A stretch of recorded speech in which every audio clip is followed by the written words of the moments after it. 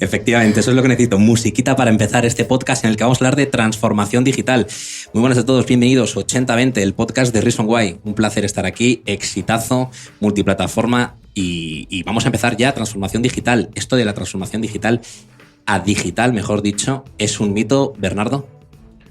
Bueno, yo soy bastante poco respetuoso con el término transformación digital y creo que tiene una parte positiva esto de transformación digital, y es que por lo menos nos hemos dado cuenta de que algo está pasando y algo hay que intentar hacer. Ajá. Pero creo que al final se queda en una ambigüedad absoluta y nos convertimos más en políticos que en gente de negocios, hablando de transformación digital, que es algo que todavía no sé qué es, ¿no? Cuando realmente sepa qué es transformación digital, pues voy a comprar el término. Pues vuelves y nos lo cuentas. Lo intentaré. Vale, perfecto. Bueno, hemos escuchado a Bernardo Montero, cofundador de Good Job, y decía lo de transformación a digital, porque yo quiero aportar un nuevo término, pero encima me viene al pelo para unirlo, porque nos acompaña también José Luis Zimmerman, CEO de A Digital. José Luis, muy buenas. Muy buenas. ¿Es un mito esto de la transformación digital? Estoy de acuerdo con Bernardo en que el término está, no sé si vilipendiado, muy mal usado, pero vamos, efectivamente estamos atravesando una época donde hay mucho cambio y hay que adaptarse. Entonces, bueno, el término transformación, o como quieras usarlo, pues tiene que ver con el desarrollo de los negocios y hay que adaptarse a esto. A ti, José Luis, no te han contado que teníais que venir enfrentados y con opiniones diferentes, porque si venís así, entonces muy mal. No, en esta primera seguro que no. Bueno, para hablar de transformación digital también nos acompaña, por supuesto, ya lo sabéis, Natalia Marín. Hola, Natalia. Hola a todos, ¿qué tal? ¿Cómo te encuentras? Muy bien. ¿Bien? Sí. ¿A tope con la transformación digital? A tope con la transformación. También nos acompaña Manu Sánchez. Hola, Manu. Hola, muy buenas, ¿qué tal? Oye, ¿tú qué piensas? ¿Mito o no mito? Yo pienso que como tal no es un mito, pero que en un gran número de veces que se usa el término se usa para hablar de otras cosas muy diferentes o de cosas que son una parte minúscula de lo que es la transformación digital. Eso es lo que de verdad pienso. O sea, realmente sí que hay una transformación porque el mundo digital sí que cambia la forma en la que se hacen negocios, la forma en la que las empresas operan, la forma en la que las empresas venden, pero no todo lo que se vende por transformación digital te transforma de verdad tu negocio, transforma tu modelo, etc. ¿Sabes lo que pasa? Que a mí el término transformación digital me falta el A entre medias. Porque si tú haces una transformación digital, de por sí en la propia definición ya tienes que ser digital antes, ¿no? Es una transformación digital. Estás transformándote digital, tienes que serlo, ¿no? Si no lo eres, es transformación a digital. O digitalización, ¿no? O digitalización. A mí es que es algo que siempre me ha parecido quitarle una preposición bastante necesaria. Esta teoría nunca la había escuchado y me parece... Claro. ¿Qué os parece ahí a los invitados? ¿Qué os parece esta teoría un poco conspiratoria? Es economía del lenguaje. Sí, total. No, pero ahora sí que estamos viviendo una etapa en la que muchas empresas se están transformando, se quieren transformar internamente y... ¿Se quieren? Sí, nosotros, por ejemplo. ¿Se quieren o tienen? Claro, es que estamos hablando de hay dos tipos de empresas en el mundo. Venga, vamos allá. Las que ya son digitales y ya están transformadas porque de hecho han nacido digitales. Hay nativos digitales ya en modelos de negocio nativos digitales. Y las empresas más de los 90, 80 que pues, se han subido al carro de Internet y las nuevas tecnologías y se están digitalizando. Entonces, es un poco yo veo la diferencia. Y por supuesto que una empresa nativa digital puede hacer más por ser más digital todavía o por usar mejor las herramientas digitales.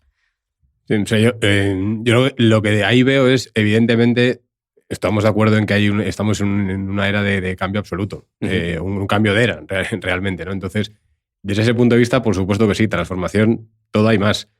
Donde creo que nos perdemos es cuando ya entramos en nativos digitales, no nativos digitales, también es una realidad. Hay empresas nacidas en este entorno, pero al final yo creo que hay que ir a qué significa la transformación digital para mí. Tengo que empezar a ponerle puntos concretos de qué va a significar eso para mí. Creo que hay una parte importantísima que jugamos el rol de las personas y ahí creo que estamos muy lejos de donde deberíamos estar. Ahí es donde de verdad creo que hay que meterle mucha mano a esto de la transformación digital, para que la gente empiece a trabajar de otra manera, la gente empiece a hacer las cosas de otra manera, la gente empiece a hacer mucho más de lo que hacemos, porque creo que hay cosas muy básicas de por qué somos tan poco ágiles, ¿no? Escuchamos esto tanto ahora de metodologías ágiles y vamos a hacer formación en metodologías ágiles. ¿Para qué? sea, sinceramente, ¿para qué lo estás haciendo? Si es por cultura general, me parece bien, porque está bien aprender cosas, pero si realmente quieres aplicarlas, creo que hay que empezar por otros básicos. No se trata de una metodología ágil que suena muy bien y que esto y que lo otro, y al final hay 3 proyectos piloto que no valen para nada. Las compañías no se están transformando en ese sentido. Y ahí es donde creo que de verdad tiene que haber una transformación y que creo que estamos muy lejos de llegar a ese punto. No puedo estar más de acuerdo. Es decir, Me estás fastidiando. el para qué. O sea, y esto es muy habitual ahora. Oye, vamos a hacer, y yo lo estoy exagerando porque ayer tuvimos una ocasión de un evento con una gran compañía de retail en España. No se puede decir. Carrefour. Bien. Y hablábamos de lo mismo precisamente. Y decía yo mismo, nosotros hemos cometido muchos errores con esto y al final tienes ahí fuera, no sé, inteligencia artificial, machine learning, blockchain, todo esto que estaba todo el mundo y dice, bueno, pero todo esto, ¿para qué? O sea, ¿me vale realmente para mi negocio? ¿Lo puedo utilizar hoy? Y al final lo que hay pues es un gran hype sobre todo esto y encima, pues bueno, mucho de ello también alimentado por un montón de empresas que también hacen negocio con esto, como es natural, pero lo que falta efectivamente es el para qué. Todo esto, como decía Bernardo, oye, ¿esto me ayuda, no me ayuda? Lo que sí es verdad es que las empresas nacen para pervivir en el tiempo, ¿no? O sea, es necesario que unas van evolucionando y demás, pero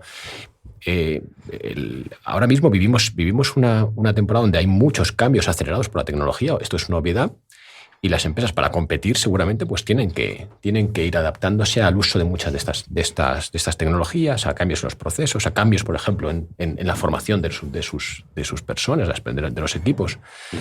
Y si todo esto lo llamamos transformación digital, pues bueno, vale, pero es una transformación, es una evolución y las empresas tienen que hacerlo como lo han hecho desde el principio, si no pueden competir, ¿no? Sí, pero es una transformación que lo que ha impulsado esta transformación es el mundo digital y creo que hayas dado una de las claves, que es el que las empresas, para poder seguir perdurar en el tiempo y poder seguir siendo competitivas, en el momento en el que todos tus competidores mejoran sus procesos a través de herramientas digitales, por ejemplo, en el control de la logística, si tú no lo haces, vas a empezar a tener una desventaja competitiva con tus competidores. Entonces, es donde ya la transformación digital o transformación, o como lo queramos llamar, pasa a no es que quieras, es que si no lo haces, dejas de ser sostenible y estás reaccionando a una realidad y yo creo que debería plantearse esas empresas el dar el paso antes, no solo porque mis competidores lo están haciendo y entonces tengo que o no me queda más remedio, venga, vamos a...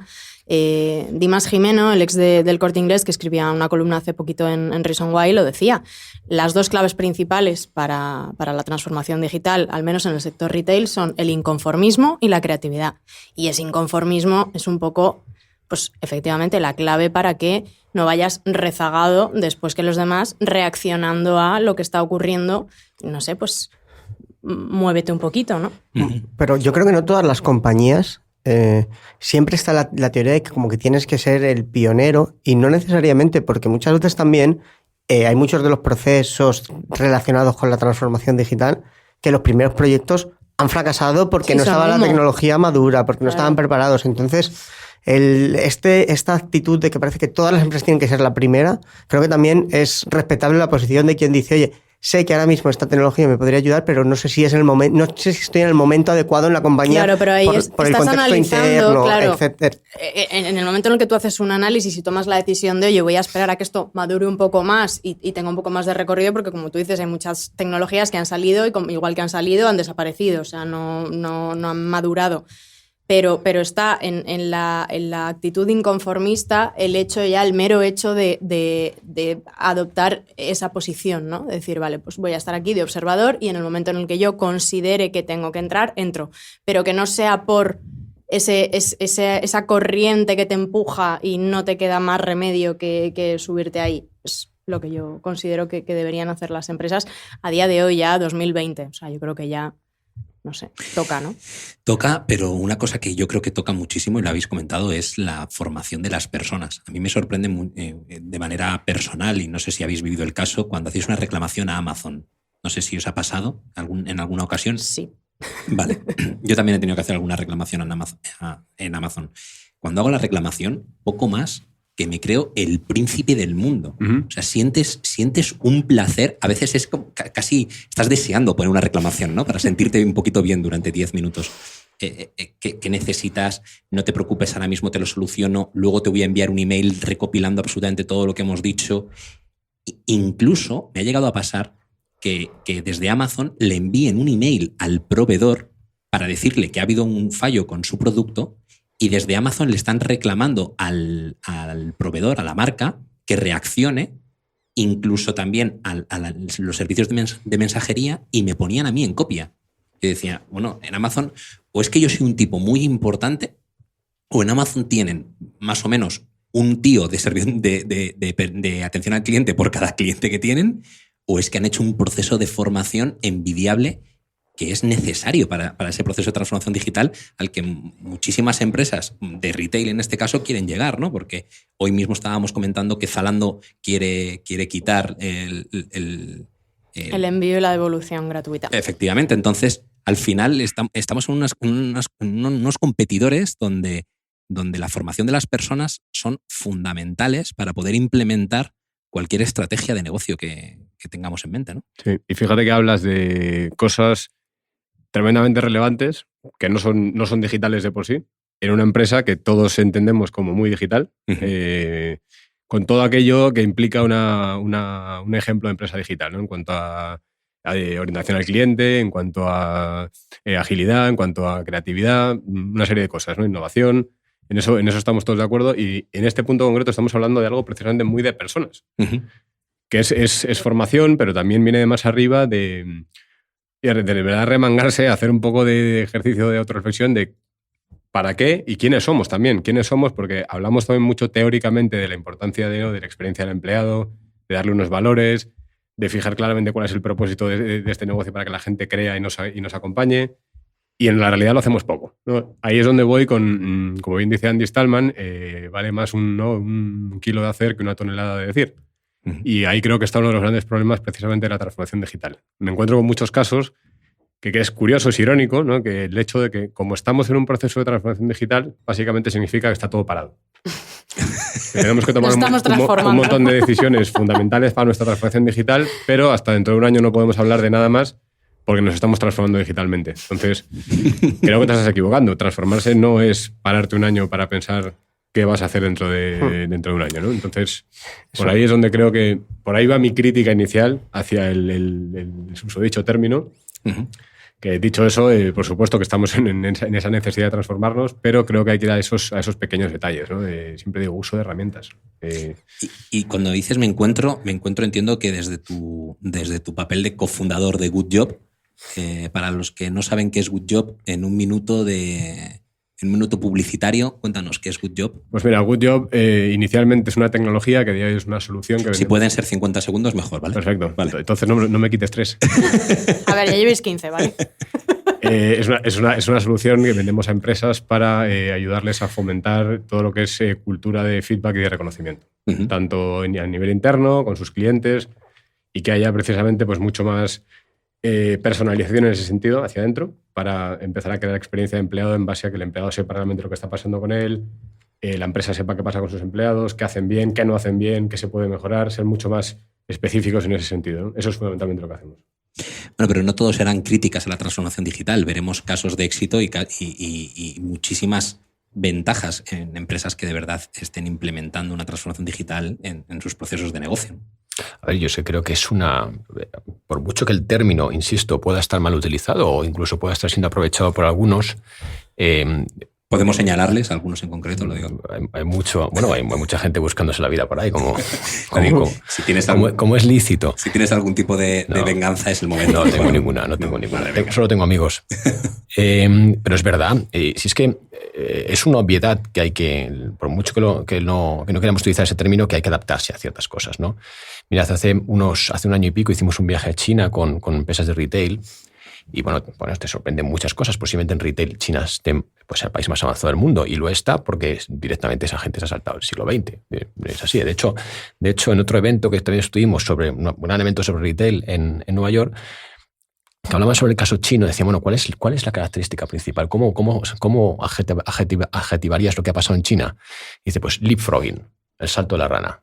Esta gente se ha saltado directamente el siglo XX. ¿Qué ocurre? Pues China tiene 417 millones de millennials. 417 millones, más que la población de Estados Unidos. También el término millennial también ha sido utilizado de una determinada manera, pero lo que sí que refleja es pues, un tipo de persona, un segmento de la población que tiene poder adquisitivo alto y que ha nacido en un entorno digital. Con lo cual, ¿cómo te adaptas a esto? Si no estás ahí, no vas a acceder a ese mercado gigantesco en China, ¿no?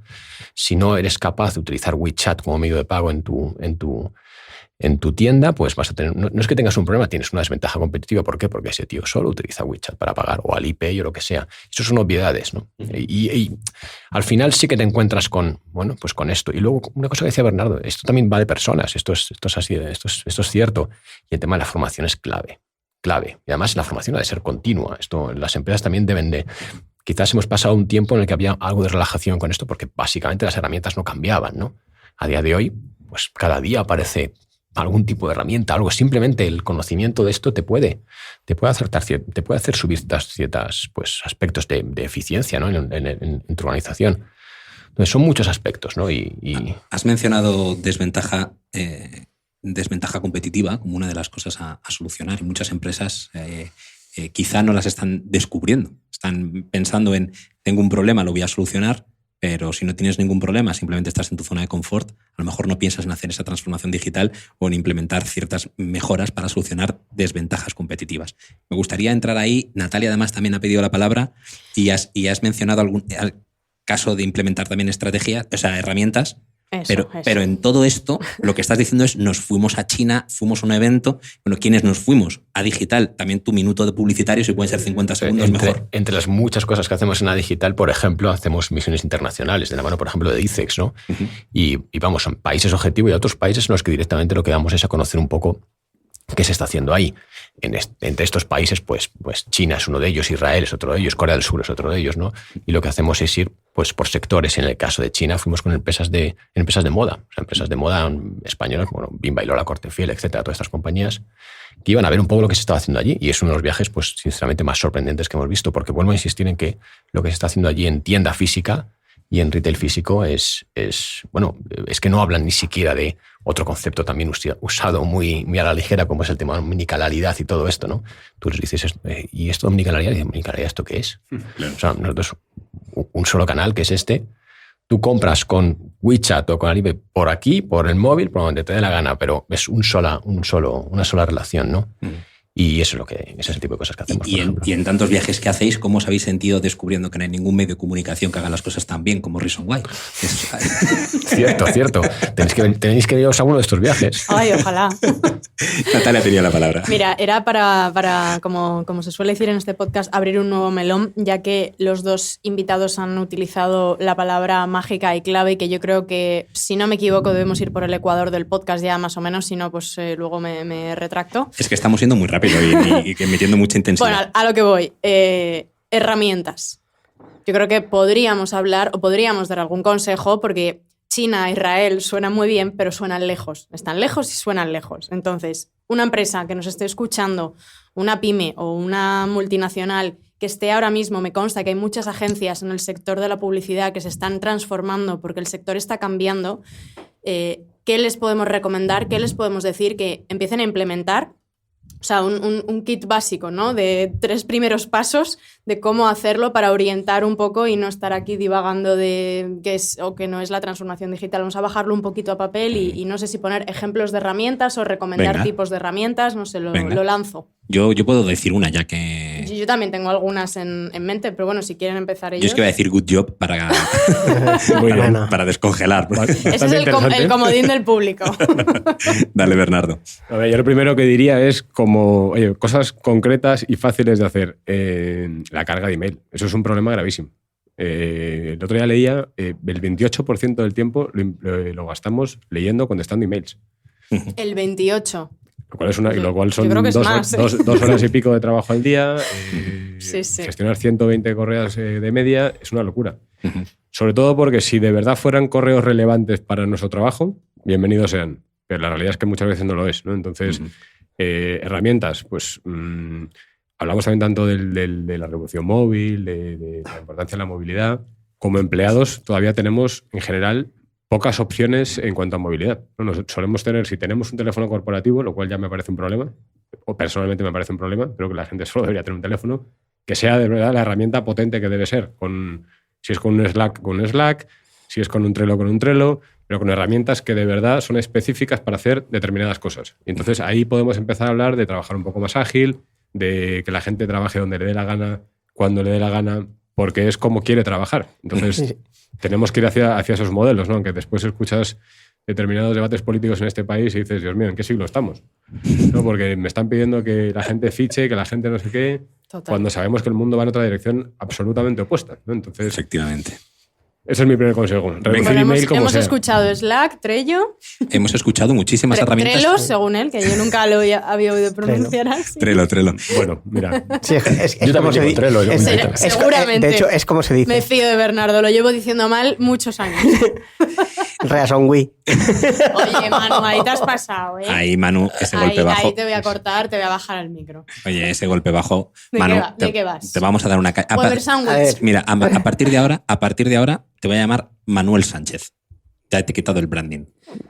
Mariñas, de segunda apellido. Total, sí, el DNI vamos a dar y tal. Ha mencionado herramientas, ha mencionado un par, Slack, Trello, etcétera, pero me ha gustado mucho el planteamiento que hemos hecho de problema-herramienta, porque muchas veces si no hay un problema o no hay una potencial circunstancia a mejorar, ¿para qué tenemos la herramienta? Pero, ¿no? Al final es ¿Puedo ese listado hacer de... un apunte? Depende. Sí, estás hablando de un problema, pero el problema ya es digital. El problema es un canal que ya era el primer paso, bueno, no el primero, uno de los primeros grandes pasos de la digitalización fue el correo electrónico. Sí. ¿Qué pasa? Que su uso ha ido derivando y nos ha generado otro problema, pero estamos hablando de digitalización, de transformación digital. Aquí sí que es transformación digital y no digitalización, porque es un proceso que ya era digital, lo transformamos para que sea más eficiente. Porque es que cuando hablamos de el email, que hay que mejorar el email como un proceso de transformación digital, a veces no pensamos que es cambiar. Esto va muy en línea con lo que tú estabas diciendo al principio de transformación a digital. No es que hay cosas que ya son digitales pero que no son eficientes. Efectivamente. José Luis, te he visto afirmar mucho entre Bernardo y Manu. No, es que no he puesto más de acuerdo. El caso de Slack es un caso muy, muy paradigmático. Venga, vamos a utilizar Slack. Le sueltas Slack ahí a no sé, a 100 empleados, 150 empleados y bueno, ¿ahora qué hacemos con esto? Y empiezas a recibir. No, hay que hacer grupos y hay que mandar archivos y pues, bueno, y todo esto, pero no, esto no hacíamos ya con email. O sea, el para qué es muy importante aquí. Total. Bueno, aprovechando que me haces esta pregunta sobre Slack, te diré, nosotros no recibimos 100 correos al día. Nosotros en Reasonwise recibimos, bueno, la verdad, no te sé la cifra, te sé la mía, que estoy más o menos unos 4.000 a la semana. Yo la mía son unos 1.000 y pico al día. O sea, si sumas ya solo Natalia y yo, ya la cifra semanal es una locura en el resto de equipos, o sea, de personas del equipo, imagínate, ¿no? Entonces aparece Slack en nuestra vida.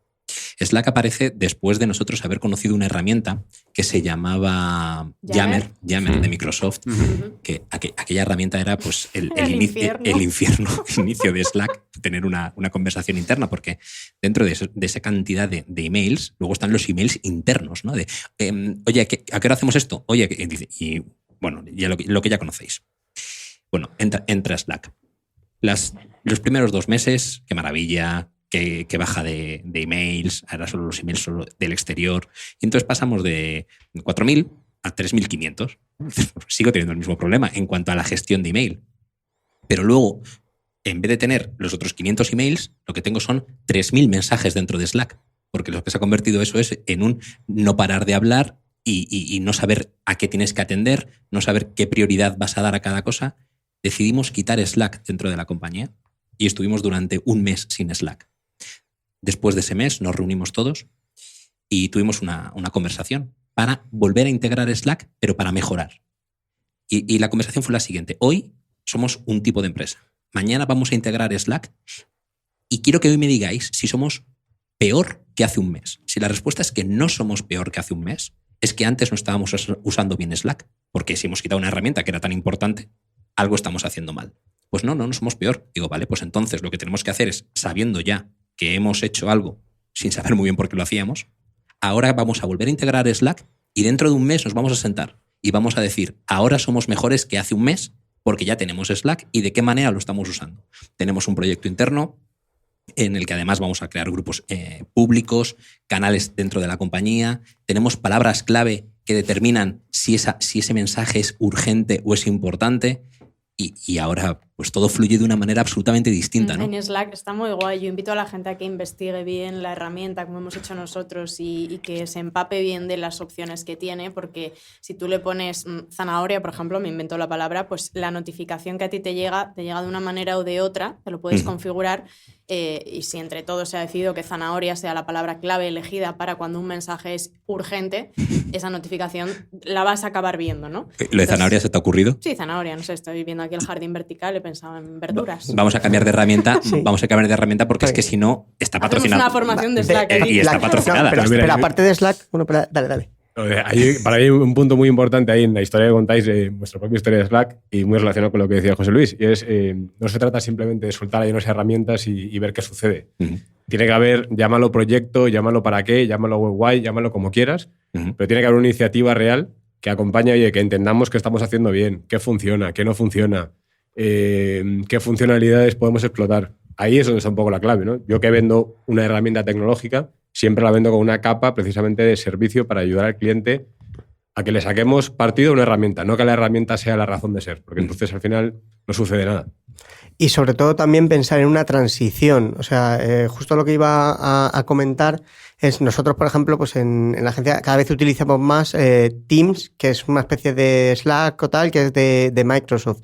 Y ahora mismo yo creo que lo importante es no intentar entrar como un elefante en una cacharrería y decir, ahora todo el mundo tiene que hacer todo en Teams, sino que vaya surgiendo el uso. O sea, promoverlo, tener, como tú dices, un plan para que se vaya promoviendo, intentar llevar ciertas conversaciones allí, pero no intentar que de repente toda la compañía solamente use Teams, porque si no, al final cambias el problema de sitios. El tema está en utilizar bien los canales. Y hablaba Natalia hemos introducido el tema de Slack, de, por ejemplo, una agencia de publicidad, qué tipo de herramientas pueden funcionar. Y muchas veces siempre pensamos en herramientas. Cuando hablamos de transformación digital, pensamos que hay siempre en herramientas o de comunicación o principalmente de comunicación, pero es que la transformación digital va mucho más allá. También hay que preguntarse, oye, ¿cómo estás gestionando tu facturación? ¿Cómo estás gestionando el control de las vacaciones, el control del personal? Dentro de todos estos procesos también entra la transformación digital y muchas veces muchas empresas que están diciendo no, vamos a transformar digitalmente, estamos utilizando un Slack. No, estás haciendo una patita pequeña de transformar, pero hay muchísimos otros campos donde hay que entrar, que son los hermanitos feos de la transformación digital, pero yo creo que la transformación digital de verdad y la que de verdad está cambiando el mundo, pues es la industria 4.0. Eso es transformación digital, es cuando de repente cambia totalmente modelos de producción. O sea, creo que muchas veces tenemos, y esto es algo que está muy ligado a hablo aquí como una persona de una agencia, desde el mundo de la comunicación, del marketing, nos intentamos de apropiar mucho este término de la transformación digital, pero no es un término exclusivo nuestro, ni mucho menos. De hecho, somos una patita de ello. Mira, al final es que no es lo que sobra, es digital, es transformación. Ayer precisamente en este evento, cuando hablaba Carrefour de que son capaces de entregar en 2 horas en prácticamente todos los códigos postales que hay en este país, productos que creo que estamos hablando de 4 millones, creo que tienen de referencia. O sea, cuando te planteas hacer esto, cuando te planteas abrir ese canal online, cuando te planteas dar el tipo de servicio que tiene que ser en 2 horas, venga, vamos a hacerlo mañana y tenemos capacidad para hacer esto, ¿cómo hacemos esto? Y ahí es cuando empieza ese fenómeno de transformación. Y ahí es cuando te das cuenta una gran compañía de ese calado para poder abordar todo esto, para poder dar ese servicio que el cliente le está demandando y además que tiene que competir con otros que lo están haciendo también, tiene que invertir. Ahí es cuando te das cuenta que esto va mucho más allá que Slack, que Gmail o que lo que sea. Tienes que tener herramientas de matching. Bueno, es que no me puedo ni imaginar, ¿no? Tú vas precisamente y yo recomiendo verlo si es que os dejan ir al centro de Carrefour y ves los monitores, cómo están monitorizando absolutamente todo. Porque, insisto, puedes tener un pedido ahora mismo, pues 100, 200, no sé, los que tengan. En Almería, Vigo, no sé qué, no sé cuántos, y el producto tiene que llegar en 2 horas. Esto lo pongo como ejemplo, ¿no? Están abordando compañías de este tipo cambios absolutamente radicales, pero es transformación. ¿Quieres vender online? ¿Eres una gran compañía como estas? Tienes que hacer un montón de cambios. Absolutamente. Y algunos incluso serán offline también. Esto es indudable. Si tú no tienes centros de distribución, la logística, por ejemplo, que es clave, estamos hablando de grasa, al final estamos hablando de mover cajas, ¿no? Y esto, pero hay que hacerlo con eficiencia. Si oyes hablar, por ejemplo, a la gente de Globo, a la gente de Deliveroo, cómo son capaces de organizar los planes diarios, cómo son capaces de organizar los pedidos en tiempo real. Esto es mucha tecnología. Y bien, estamos hablando de compañías nacidas ya en este entorno, ¿no? Pero si tú quieres competir con esto, pues tienes que hacer lo mismo que hacen ellos, ¿no? Y hablabas también, por apuntar una cosa más, hablamos de cosas offline y también hay que cambiar las personas. O sea, el tipo de perfiles que necesita una compañía también cambian. Seguramente para estos proyectos en los que está involucrado Carrefour, ha tenido que contratar a muchos perfiles que son perfiles que tengan más que ver con la ingeniería de datos, etcétera, que no el tipo de perfil que a lo mejor tenía tradicionalmente. O sea que yo creo que algo importante es que también afecta a los modelos de trabajo. Vamos, totalmente. Vamos a insistir que si hubiese centro de innovación, pues te das cuenta del tipo de perfil que tienen allí, ¿no? Y bueno, por poner el caso de Carrefour, que lo vi ayer, ¿no? No, genial y además que lo tangibilicemos. A mí lo que más me ha gustado la intervención de José Luis ha sido que nos ha retado a que vayamos a Carrefour y que nos dejen. Eso es lo mejor. Sí. Yo te acepto el reto, Carrefour. Por supuesto, y vamos a empezar ya el camino en cuanto terminemos este podcast. Hablábamos de personas y las personas van muy ligadas al conocimiento y muchas veces cuando queremos hacer una transformación no sabemos hacia dónde. Y no sabemos hacia dónde primero porque no sabemos qué es eso de qué oportunidades nos va a dar la digitalización, porque no es solucionar un problema, sino mejorar una carencia que podamos estar teniendo y que no hemos sabido identificar, desventaja competitiva, efectivamente. Y luego porque tenemos, Manu siempre lo dice, la palabra infoxicación, tenemos una cantidad de información tal que ya se genera un nivel de basura en nuestra mente que nos impide casi pensar, ¿no? Y que hace que nos perdamos en el análisis. No voy a ser yo el que mate el análisis y aquí no haya que hacer acciones a lo loco, ni mucho menos. Pero precisamente hay que ser data-driven, que lo decimos mucho, pero a la hora de la verdad medimos poco y mal. Uh-huh. Y, por ejemplo, hablando de personas otra vez, qué poco medimos a las personas.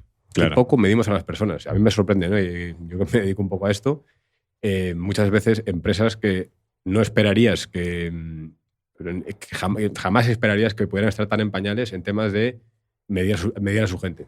Que realmente sepan quién está haciendo bien las cosas, qué cosas hay que mejorar. Quién está cumpliendo objetivos, ¿no? Y que no haya siempre excusas. Yo creo que ese es uno de los grandes problemas para afrontar la transformación y nos encanta autoengañarnos, nos hacemos unas trampas al solitario maravillosas y somos los reyes del mundo en encontrar todo tipo de justificaciones a objetivos no cumplidos. Cuando en realidad, si vamos a los ejemplos de toda esta digitalización en procesos que comentaba José Luis, hay una de las cosas que sucede es que constantemente se está midiendo todo y lo que falla rápidamente se sabe dónde y se arregla. Esa es una de las maravillas precisamente de la tecnología. ¿Por qué no estamos dispuestos a afrontar eso con nuestra gente? Porque además está comprobadísimo que es una manera de motivar mucho más, de darle mucho más propósito al trabajo de la gente y que al final, pues oye, tengan ese rendimiento, sean más inconformistas y entren dentro de esa dinámica, claro, mucho más de perfil digital. Esa palabra inconformista es que es muy importante porque tú te puedes acercar a una empresa y decirle, que se acerque a ti la empresa y te diga, si es que yo estoy bien, ¿por qué me tengo que transformar? Y es lo que hablábamos, ¿no? La desventaja competitiva. Para estar mejor. O para estar. O para no estar mal dentro de un tiempo. Para estar. No sé, hay muchos paras. Futuro. Hay muchos ejemplos de esto. Estoy bien para que vaya mal, pero hay uno que no sé si es adecuado, no sé en qué horario estamos en horario infantil. Sí, por favor, que este podcast está siendo súper 80, hay que meter un poquito de... Pero yo he intentado meter anécdotas, Manu, ¿no? Hay un documental espectacular que se llama Pornocracy, no lo habéis visto, sobre la industria del porno. ¿Cómo se llama? Pornocracy. No. Entonces ahí claramente que se habla sobre la industria, ¿eh? No entra en detalle. Entonces, dice, habla sobre la industria, se gira y me mira. Crisis de expectativas luego, si no. La industria desapareció de cabo a rabo. Es decir, ¡boom! Y aparecieron los tubes, apareció todo esto, se cambió absolutamente, radicalmente todo esto. Y era una industria que generaba muchísimo valor, que generaba muchísimo retorno económico. Y de la noche a la mañana murió. Y cuando se les decía en este documental se le decía a los de la industria, oye, que esto va a cambiar, y nosotros tenemos controlado esto, no pasa nada. Pero esto nomás no sucedió en 10 años, no, sucedió en meses. Apareció Internet, apareció un gran estío, pero la gente se hacía pues esto en casa, no sé qué, las producciones cambiaron radicalmente y un montón de gente se fue a la calle, toda la industria cambió, pero entera, y murió, ya no existe esto. Entonces, ya sé que es un caso muy, muy radical, pero lo cierto es que ha habido ejemplos de este tipo, ¿no? Y seguramente vayamos a ver más. Bueno, hay un caso también que aparece en muchos podcasts, que es el tema de la movilidad. La movilidad también se ha visto revolucionada por la transformación. Un poquito. Pero no es algo que todavía haya sido completamente transformada de momento. Va a haber, obviamente la movilidad es uno de los ámbitos donde va a haber muchísimo cambio. No ha sido el primer cambio de movilidad, que no va a ser el de personas, bueno, no va a ser, digo yo aquí, vaticino, ¿no? Pero el primer cambio de movilidad que está a punto de pasarnos en un sector que está más encorsetado imposible, más en el siglo pasado imposible, es el de la política. Lo estamos viendo, las colas en correos que hay para votar. No lo saben los políticos que en 4 años vamos a votar por el móvil. No, el que no lo sabes eres tú. No, es que... En 4 años no vamos a votar por el móvil. Claro, es que ese es el problema. Que en 4 años no vamos a votar por el móvil cuando toda la sociedad querría votar por el móvil en 4 años. Sobre todo a mí, con ese tema concreto, me encanta, porque la gente dice, no, pero es que es un tema de seguridad y demás. Digo, nuestro dinero, que es, oye, creo que las cosas más relevantes que tenemos, lo manejamos por el móvil. No son eso y, por ejemplo, la renta. Tú la haces en un periodo de más de tiempo determinado y ahora mismo la haces online, la haces con el móvil. Ha sabido transformarse. No, bueno, la agencia tributaria es una de las más avanzadas, de hecho, digitalmente. Sí, la justicia no tanto, ¿eh? Pero alguien lo decía hoy en Twitter, oye, ¿por qué no modificamos o por qué no utilizamos los mecanismos que tiene la agencia tributaria para poder hacer? Porque al final, la renta, o sea, tú te haces la renta, bueno, no, puedes hacerla con alguien a quien cedes el permiso, pero al final sí que hay unos elementos de control que son claves para esto. Y se hace en un momento determinado de tiempo y lo tiene que hacer todo el mundo. Es decir, incluso, o sea, en este caso, todo el mundo tiene que hacerlo. En el caso del voto, pues hay gente que votará o la gente que no quiera votar, porque en este caso todo el mundo, ¿no? Y los parámetros de seguridad son los más altos, ¿no? Bueno, y hablando de parámetros de seguridad, cuando votamos por correo, la gente da por hecho y se siente segura sin tener conocimiento del proceso del voto. O sea, la gente que vota por correos no sabe cómo va el viaje que va a tener su papeleta y la manera de contabilizarse, de la misma manera que sí tiene más claro cómo va a ser la contabilidad de su papeleta cuando va a los colegios electorales a votar, ¿no? Pero al final nos fiamos de gente contando papeletas. Efectivamente. No, es que es muy heavy. O sea, es igual de seguro, es igual de inseguro votar en la oficina de correos que si votamos a través de una app. Pues no, yo no estoy de acuerdo. Vale. Es bastante más seguro votar a través de una app si está bien hecha que votar por correo. Simplemente por el hecho de que hay una cosa física que se vaya a tener que pasar por procesos logísticos. O sea, que mano a mano ahí manipulándose. Y luego el extraordinario coste que tiene el sistema, el proceso es un gasto enorme. Impacto medioambiental. Y máxime este año que tenemos 3 seguidas. Y hablamos del GRDP y del efecto 2000, o lo dejamos aquí ya. Lo digo porque hemos dado tanta caña ya a la transformación digital. Digo, porque yo quería hablar del efecto 2000, hablábamos de la infoxicación, aquel pánico que hubo del efecto 2000 y el pánico previo que ha vivido todas las empresas con el RGPD, GRDP. Has hecho una mezcla del GDPR y He hecho una mezcla, efectivamente. ¿Qué más da? Ese fue el efecto 2018. El pánico previo y el coñazo después, las cosas como son. Pero que no ha pasado nada. Alucinante. Yo no aquí tengo nada, anécdota. Pero cada firma de contrato, en cuanto hay un tema de estos, ¿cómo les gusta? ¿Cómo les gusta dar vueltas y preguntar y esto y lo otro? Y muchas veces le digo, oye, si tengo otros 50 clientes que hemos pasado por el mismo proceso, a lo mejor lo podemos simplificar un poquito. Bueno, no ha pasado nada todavía. O sea, el gran miedo que tenemos al GDPR o al Reglamento de Protección de Datos es el régimen sancionador. Entonces, hasta que no haya a alguien que le caiga un hachazo, que son particularmente grandes por hacer algo no de acuerdo al GDPR, pues tendremos la segunda alerta y entonces todo el mundo empezará también a hiperventilar. No quiero imaginarme ese momento. Si esto ocurrió o no esto.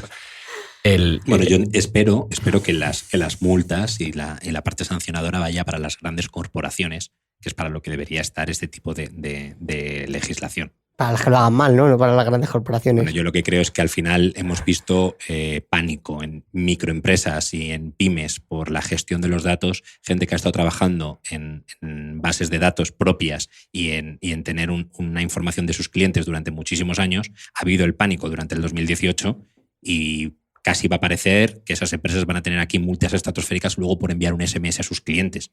Vamos a tener también dimensionar la realidad. Al final no es lo mismo una empresa con 1.000 personas en su base de datos que esa mala gestión que pueda hacer, que efectivamente es una mala gestión, con la mala gestión que puede hacer de sus datos Facebook, que a día de hoy estamos viendo la mala gestión que están haciendo. Sí, ¿no? pero al final, cuando haces un hecho que en sí no es acorde a la ley, da igual que sean 10, que sean 100, que sean 100.000. Nos metemos en camisas de 11 varas. Y con esto vamos a dejarlo aquí. Ha sido un placer hablar de transformación digital con todos vosotros. Espero que lo hayáis pasado bien. No sé si ha sido demasiado 20, o sea, demasiado poco 20, pero sí que ha sido mucho 80.